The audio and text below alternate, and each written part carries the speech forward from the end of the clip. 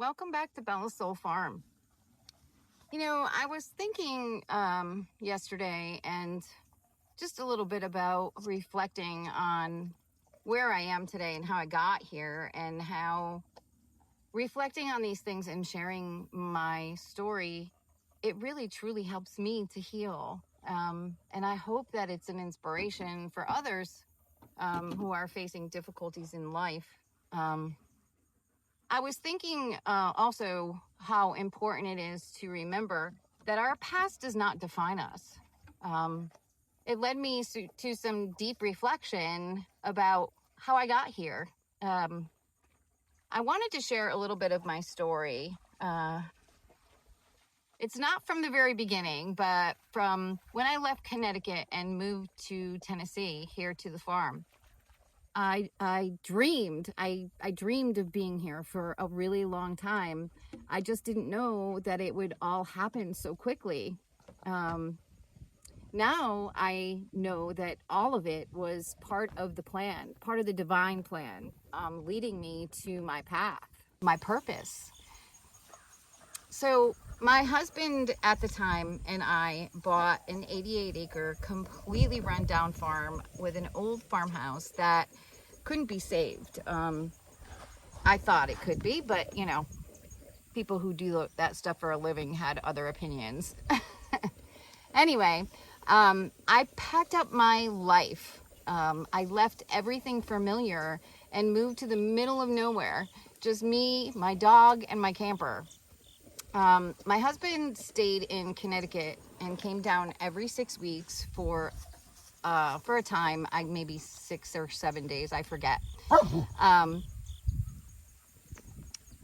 I didn't really know anyone here yet. I was working from home out of my camper during the day and spending every other waking moment pouring myself into creating what I thought was our dream here on the farm in Tennessee.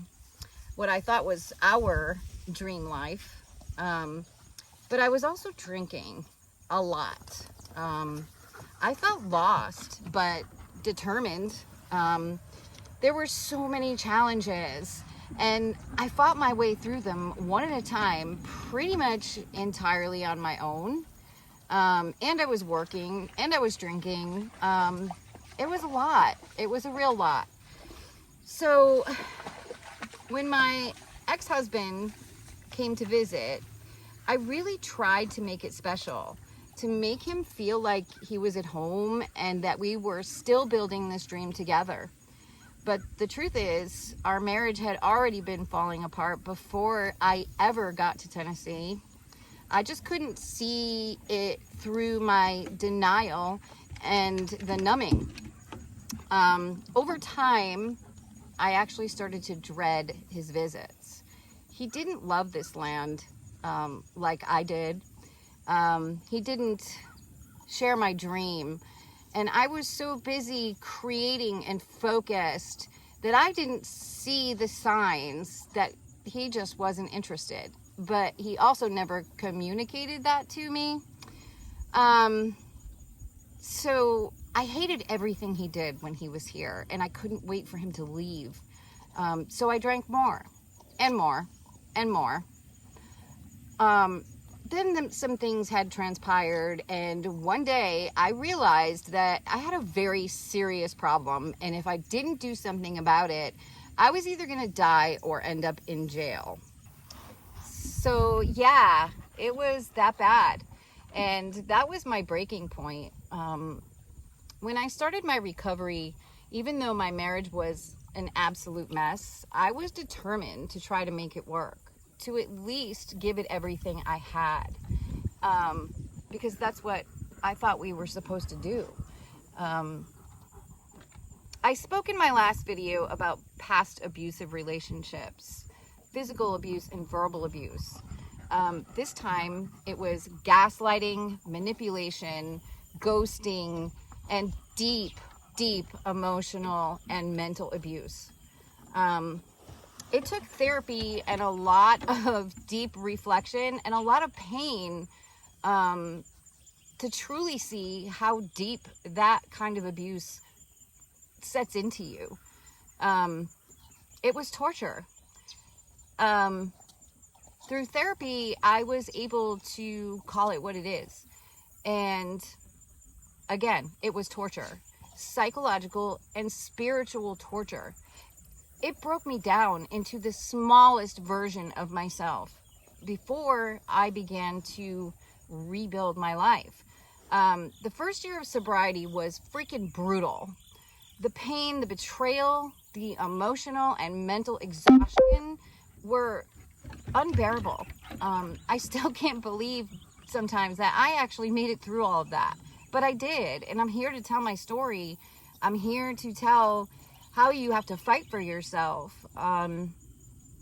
Dream big, get the help that you need. I feel like now, at this point, it's, a couple of years later, 2.5 years later, I'm on fire. I am dreaming big. I am working my ass off. I'm walking in faith, trust. I have peace in my soul. I have joy in my spirit. I'm creating and following my purpose with everything that I have in me. I left that old life behind me, the drama, the lies, the low vibration energy, and I'm not looking back. Because your past, it does not define you. It's simply a part of your journey. And, I find myself in gratitude for all of it because I am where I am today because of it. Even the torture and the pain, it was all a part of my healing and my growth and my reclamation. Even the hardest parts brought me right here to Bellasol Farm, to this life I absolutely love, and to this version of me who finally feels free. And I am working my way into some things to be able to give that back, and I just love my life. And it's gratitude. So that's it. That's all I got. And thank you for listening, and have an awesome day.